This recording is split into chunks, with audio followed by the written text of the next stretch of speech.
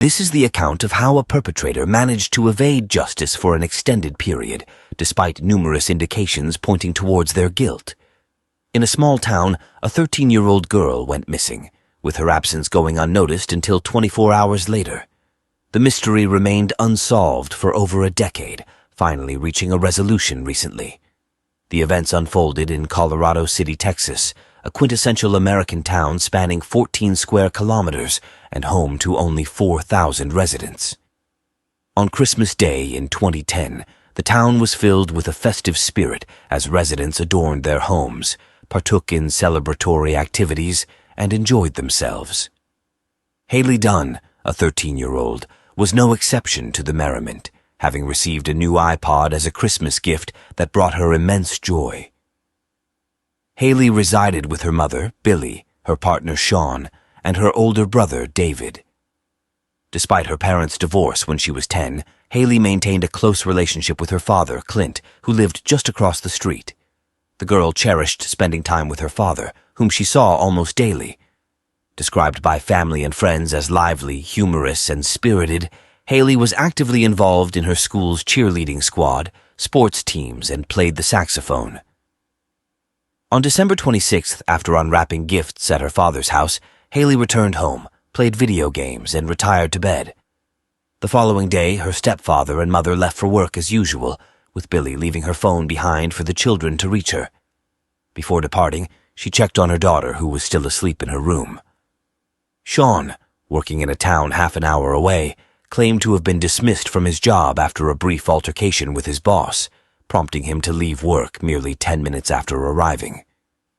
He then drove to his mother's residence, spent a considerable amount of time there, and returned to Colorado City around 3 p.m. Sean proceeded to pick Billy from her workplace. Upon their arrival home, Billy observed that her daughter was nowhere to be found. Sean informed her that the young girl had visited his room that afternoon and mentioned that she was heading to her father's place. Subsequently, she intended to visit a friend's residence and stay overnight. Haley frequently spent nights at her friends' homes, hence her mother received this news with composure. Such small towns often exude an aura of safety, leading parents to be less anxious about their children's well-being. The following day, on December 28th, Haley failed to return home. Billy opted to contact the parents of the friend, whose house her daughter was supposed to stay at. To her astonishment, they were unaware of Haley's plans to spend the night at their place. She never arrived. It was later discovered that she hadn't visited her father's house either. Concerned, Billy decided to inquire with her neighbors if they had seen her daughter. Despite going from door to door, no one had spotted the girl that day. By 2 p.m., Billy sought assistance from the authorities, but they chose to pursue the simplest explanation. The police's primary assumption was that she had run away from home, which initially hindered the investigation. A voluntary departure is not treated with the same urgency as a missing minor.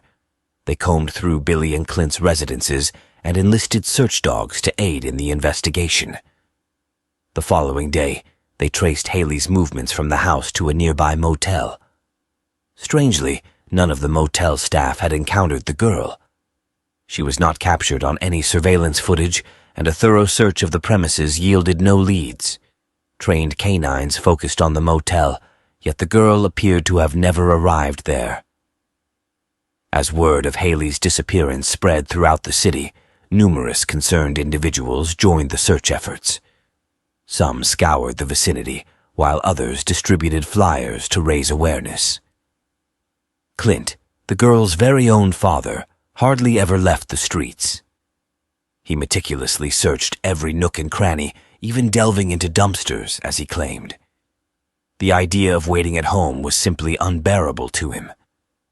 Meanwhile, Billy and Sean were far from eager. While the mother distributed flyers, she adamantly refused to scour the neighborhood for her daughter. She felt that searching implied they were already looking for a body, with no hope of finding the girl alive. As for Sean, he remained completely uninvolved.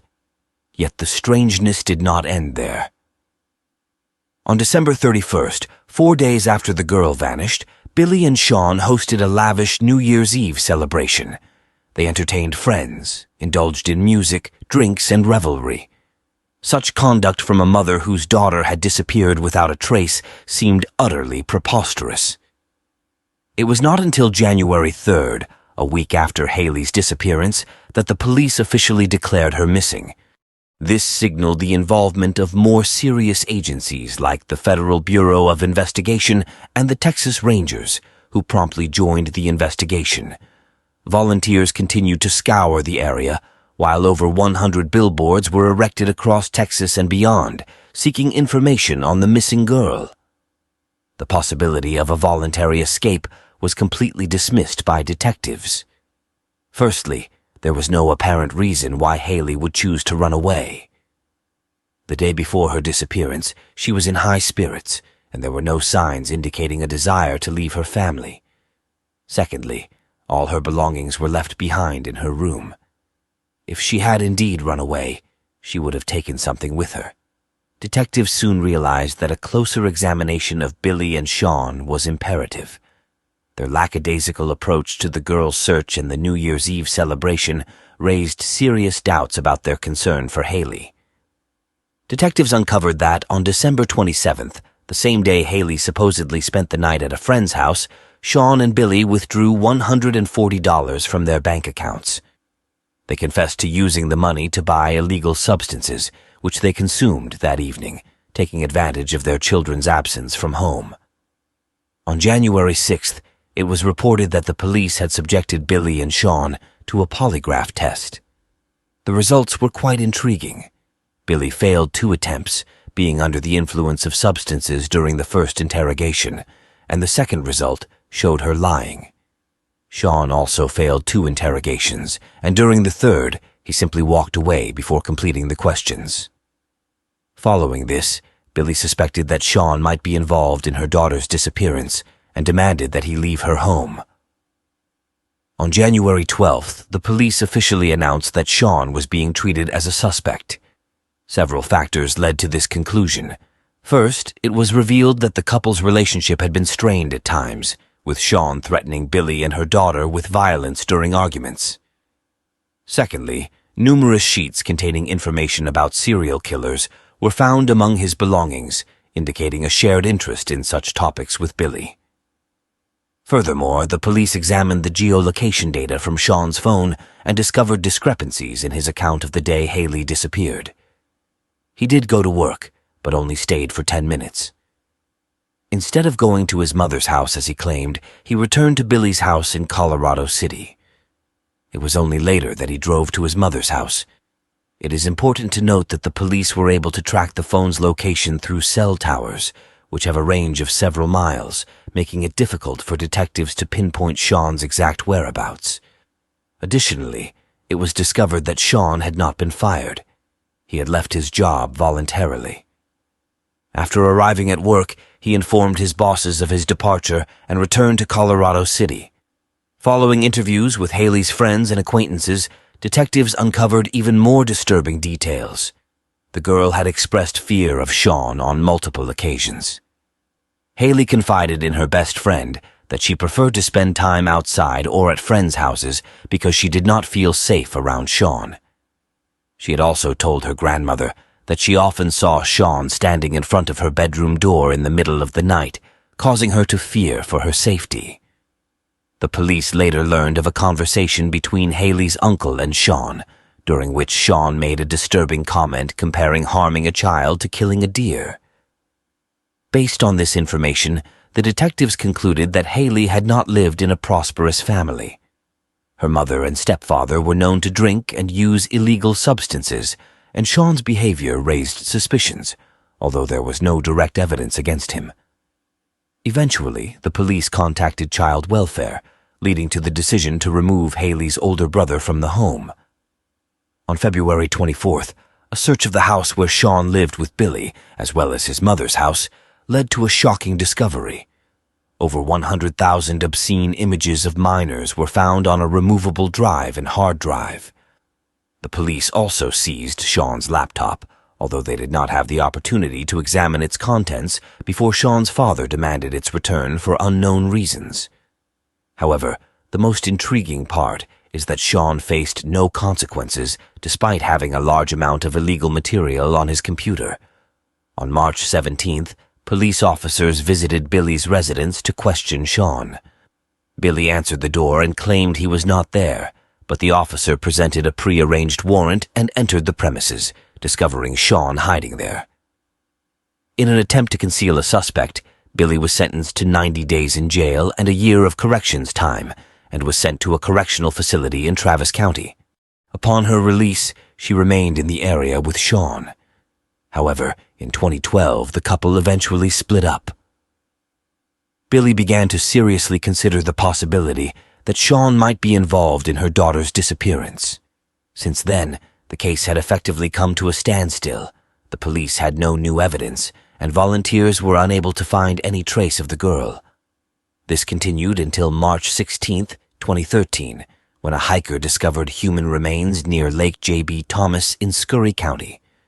Experts conducted the necessary tests and determined that the remains belonged to Haley Dunn. Her body was found approximately 20 miles from her home. Police have not disclosed the cause of death, but sources suggest it could be blunt force trauma. Following the discovery of the body, the investigation was reignited. Authorities offered a $15,000 reward for any information leading to the capture of the culprit. Suspicions turned back to Sean, but nothing had changed since the girl disappeared. The police simply did not have direct evidence against him, only circumstantial evidence. The girl's body had been found just a few miles from Sean's mother's house, which matched the geolocation data on his phone, as determined by the towers. Given the short distance, it was entirely possible that Sean could have left the body in that area without anyone knowing. Furthermore, he was familiar with the area and could easily have determined the best location to hide the body. However, investigators were unable to find any other clues, and the case remained unsolved for many years. The family of the girl had to endure a 4-year wait before they could finally lay her to rest. A memorial service was conducted in January 2017. By 2018, Haley's father, Clint, expressed his belief that Sean and Billy were responsible. According to Clint, Billy was either complicit in concealing the truth or directly involved in the crime. During the same year, he embarked on a series of interviews and actively sought to raise awareness about the case. Clint mentioned that in the initial stages of the investigation, he refrained from constantly bombarding the authorities with inquiries, but eventually his patience wore thin. Feeling that the detectives were not doing enough to probe the matter, he resorted to spreading the word far and wide in a bid to bring the culprits to justice. His efforts bore fruit in 2019 when an anonymous individual contacted Clint, claiming to have stumbled upon several items in 2011 that might have belonged to Haley. At that time, the person was a high school student who was unaware of the missing girl, hence did not think to report the discovery to the police. The specifics of the items have not been disclosed by the authorities, with Clint only revealing that they were found in an area that had been thoroughly searched by volunteers and law enforcement. Subsequently, fresh revelations came to light.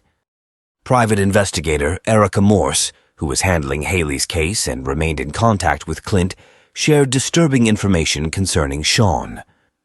In October 2019, she started receiving complaints from multiple women in Texas who claimed to be victims of online harassment by an individual registered under the name Casey. Apart from sending them inappropriate messages, he also shared explicit photos and videos of himself. Given that Sean shared the same middle name, Erica requested the women to provide her with evidence of the man's actions. Her suspicions were confirmed. It was indeed Sean.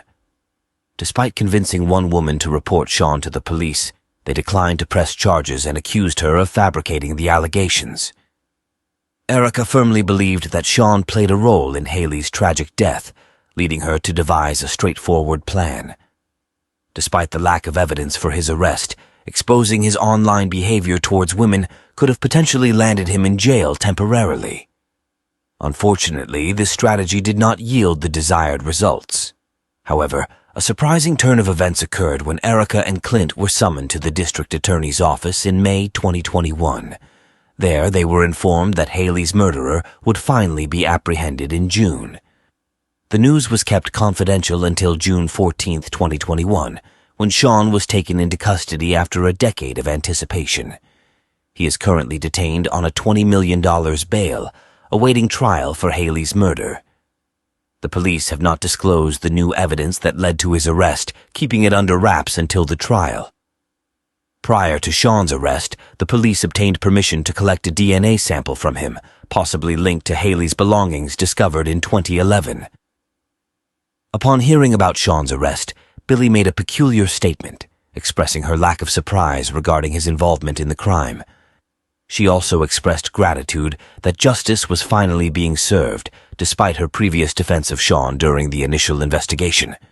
The trial date is expected to be announced soon, and the outcome will hinge on the undisclosed evidence in police possession. Sean evaded capture for over a decade, despite strong evidence linking him to the murder. Haley's complaints, illegal materials, and lies during questioning all pointed towards his guilt. Billy initially showed little interest in seeking justice for her daughter, while Clint worked tirelessly and eventually succeeded. Erica Morse hinted in an interview that Clint's involvement was crucial in solving the case. The discovery of Haley's belongings, thanks to Clint's social media posts, played a significant role. More information and a court verdict are expected soon. It seems likely that Sean will face conviction, potentially leading to the death penalty in Texas for his crimes against the child. A student disembarked from the bus and vanished without a trace. The following day, her body was discovered in a field. It took the police 39 years to find the perpetrator, and only recently did modern technology enable them to uncover the truth. Helen Prusinski was born in Huntington, near New York City, on April 6, 1958. She was the youngest of 3 siblings, with her brother and sister being 12 and 9 years old, respectively. Growing up in a loving environment, Helen had a close relationship with her older family members and had a positive and bright personality. When she was 14, her father received a job offer that required the family to move to Hamilton, a small town near Boston. There, she attended the local school and discovered her passion for singing and sports. Helen also decided that she wanted to pursue a career in journalism. After high school, she enrolled at Wheaton College, located 110 kilometers away, where she excelled academically and actively participated in college life. Following her dream, she secured an internship at a radio news station in Denver, despite the distance from her college. With the support of her uncle and aunt who lived in Denver, Helen embarked on this exciting opportunity with a classmate. In January 1980, at the age of 21, she flew to Denver and began working at the radio station. However, on January 16th, after leaving work at 6 p.m., she never made it home. Her disappearance prompted her aunt to contact the police, as Helen had always been responsible about communicating her whereabouts. Subsequent to the commencement of the investigation, a thorough search was promptly initiated by the authorities, apprehensive that the disappearance of the young lady might be linked to a series of recent assaults on women in the vicinity. Throughout the night, they meticulously scoured the area along Helen's usual path, yet regrettably, she remained elusive. As dawn broke, a mother driving through a suburban enclave of Denver with her offspring made a chilling discovery. Observing a figure lying motionless in a field adjacent to the road, she promptly halted her vehicle, approached the scene, and beheld the lifeless body of a juvenile girl. Law enforcement swiftly arrived at the location and promptly identified the victim as Helen. Her attire was disheveled, her hands bound behind her back, and all her personal belongings were conspicuously absent. Subsequent forensic analysis revealed that the young girl had sustained 9 stab wounds and had been subjected to heinous abuse. The tragic demise was estimated to have occurred between 8 and 10 p.m. A witness came forward, attesting to seeing Helen disembark from the bus at approximately 5:30 p.m. With several kilometers left to traverse from the bus stop, it was deduced that the assailant likely targeted her during that interval. Despite an extensive survey of the vicinity surrounding the crime scene, law enforcement was unable to procure substantial evidence, save for shoe imprints, presumably of size 44, leading to and from the body. Forensic experts discovered biological traces on the victim's body and garments, believed to belong to the perpetrator. Regrettably, the infant stage of DNA analysis technology during that era impeded progress in the investigation. Nevertheless, samples were meticulously preserved in the hope of future breakthroughs. Public outreach via newspapers and local broadcasts was employed to solicit information from potential witnesses. A woman came forth, recounting an encounter with a man near the field around 10:20 p.m., standing beside a vehicle by the roadside. Regrettably, the darkness outside hindered the woman from getting a clear view of the man. She could only provide vague descriptions to the authorities, which proved to be of little use. However, the detectives made a bold move by bringing in a hypnotist with the witness's approval. Through hypnosis, the woman was able to recall more details, leading to the creation of a composite sketch of the suspect. The effectiveness of the hypnosis session in aiding the investigation remains uncertain, but it was the only lead the police had at the time. Despite their efforts, no suspects were identified, and the case remained unsolved for years. Years later, Helen was posthumously honored with her college diploma and an alumni award in her name. The investigation was dormant until 1998, when advancements in DNA technology prompted a renewed interest. Unfortunately, no matches were found in the FBI database, indicating that the perpetrator had no prior criminal record. In 2013, a specialized unit was formed to tackle cold cases, including Helen's murder, but no breakthroughs emerged. The absence of the perpetrator's DNA in the database suggested that the killer had not been linked to any other crimes. Throughout the years, Helen's loved ones, law enforcement, and even her high school friends from the choir remained dedicated to uncovering the truth. Decades after the tragic incident, they persisted in urging investigators to regularly reassess the case. They engaged in media interviews to raise awareness and distributed flyers detailing Helen's murder along her bus route. In 2017, the case was reopened with a wealth of new leads. Advancements in forensic science, particularly genetic genealogy, provided a breakthrough in identifying the perpetrator through familial DNA.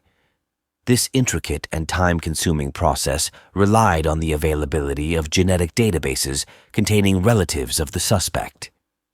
In 2018, authorities submitted DNA samples to the esteemed Parabon Lab, renowned for resolving numerous similar cases. With approximately 3,000 potential matches, experts meticulously sifted through to pinpoint the alleged killer's lineage. After extensive analysis, it was determined that the DNA belonged to the son of the late June Estes. However, with 4 sons and only 2 identified, the search continued. A breakthrough came when Jessie, a woman unrelated to the case, uploaded her DNA to a public database. Parabon experts swiftly identified her as a close relative of the perpetrator and reached out for further investigation. Through a detailed examination, it was revealed that Jessie's third cousin was the culprit. Detectives sought information from Jessie to conclusively identify the suspect, bringing closure to the long-standing mystery. Fortunately, Jessie had a keen interest in podcasts focusing on various crimes, including Helen's murder. This led her to willingly share her information in an open database, knowing that genetic genealogy could potentially help crack the case. Little did she know what would unfold next. Following the upload of her data, Jessie delved into her family history and encouraged her parents to do the same. Through the efforts of Parabon experts, it was revealed that the perpetrator was linked to Jessie through her father's lineage. Despite the prolonged search for answers, a breakthrough eventually occurred. Collaborative efforts between experts, detectives, and Jessie's family led to the identification of a relative of June Estes, who provided crucial information about her sons. It was discovered that the woman had mental health issues, prompting her father to relocate her sons, William and Curtis, to another town. The investigation honed in on the two brothers, with William's criminal record and DNA profile in the Federal Bureau of Investigation database ruling him out as the killer. The limitation of the database in only showing full matches rather than partial matches posed a challenge in identifying the true culprit, especially when siblings were involved. Nearly 4 decades after the tragic murder, the authorities finally honed in on a suspect, Curtis White, also known as Clanton. This man had a dark past filled with criminal activities. At the age of 18, he committed a heinous crime by assaulting a woman with a knife after gaining entry to her home under false pretenses. Despite being apprehended and sentenced to 30 years in prison, he was released after just 4 years. His early release was facilitated by an individual associated with a Christian organization for troubled youth, where Curtis had spent time before his adulthood due to car theft. This person offered to provide shelter and employment for Curtis upon his release, a proposition that was accepted by the court. It is truly baffling to fathom welcoming a convicted criminal into one's household, especially when there are a spouse and 5 children involved. Nevertheless, this man advocated for Curtis's release under his care. Following his release, Curtis resided in the vicinity and secured a job as a gardener. Subsequently, he relocated to Florida, prompting detectives to pursue him in 2019. At 62 years old, Curtis was employed as a truck driver. Prior to formally charging him with Helen's murder, investigators sought concrete evidence. They conducted surveillance on Curtis for a week in an effort to discreetly obtain a DNA sample. Initially, they retrieved a milk carton from his garbage and sent it for analysis. Although traces of DNA were detected, the quantity was insufficient for conclusive results. On the 30th of November, investigators shadowed him to an upscale bar, where the suspect indulged in multiple bottles of beer from an exquisite crystal glass. The moment he departed, that very glass was confiscated and expedited to a cutting-edge laboratory in Colorado. It required nearly a month to transport and analyze, but eventually the investigators obtained the eagerly anticipated outcome. The specimen extracted from the victim's remains perfectly matched Curtis's DNA. He was apprehended on the 11th of December and formally accused of Helen's tragic demise. The man vehemently refuted any connection to the crime, prompting the prosecutor to gear up for a courtroom battle, resulting in the man's extradition to Colorado. Unexpectedly, a twist occurred during the journey. En route, he gradually began to admit to his heinous actions. The detectives escorting him absorbed every chilling detail of the atrocity. Curtis disclosed that he was cruising down the street when he spotted a solitary girl alighting from a bus. Brandishing a blade, he coerced her into his vehicle with sinister intentions. Subsequently, he drove her out of town, subjected her to unspeakable horrors, and ultimately snuffed out her life. Consequently, during trial, Curtis received a life sentence with the possibility of parole after 2 decades. Given that he would be 82 years old by then, it is highly probable that the perpetrator may never live to witness that day. Regrettably, the majority of Helen's immediate family did not live to see justice served. Her parents and elder brother had departed this world many years prior, leaving only her elder sister behind. Nearly 4 decades later, the elderly woman received a call from the precinct, finally delivering the closure she had long awaited. There lingers one final eerie element in this entire saga. As you may recall, during the time of Helen's tragic demise, there were recurring instances of violence against women in Denver, all sharing a common modus operandi. Presently, investigators suspect Curtis's involvement in those crimes, yet they are unable to substantiate their claims.